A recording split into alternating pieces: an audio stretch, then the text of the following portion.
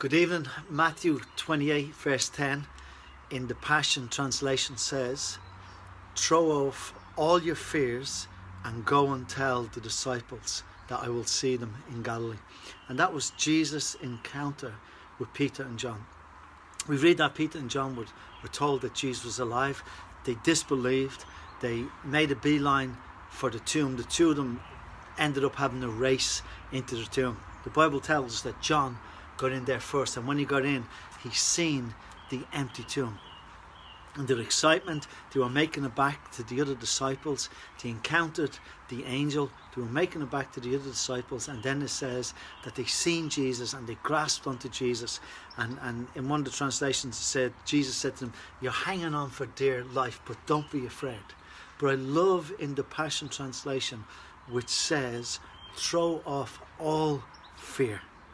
And the reason why we can throw off all fear is because Jesus is alive. Because he lives, we can face tomorrow. That was an old hymn, that an old song chorus that people used to sing. And I never knew until I was working with Teen Challenge. It was actually written by an ex-drug addict who encountered Jesus and was set free. And he penned the song, "Because he lives, I can face tomorrow."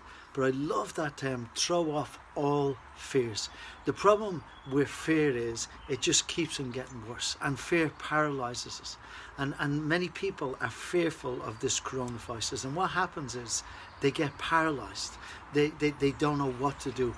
But faith propels us. Faith leads us. And Jesus said, throw away all your fear. And so whatever your circumstance or situation is this evening, you do not have to be afraid, because Jesus is alive and you know him as your Lord and Saviour. And he will not forsake you, he will not leave you, he will not abandon you. So be encouraged this evening and throw off all fears. Make a conscious decision. Stand up when you're listening to this, or when you finish listening. Stand up in your house, in your room, and just say, "Lord, I throw off all fears.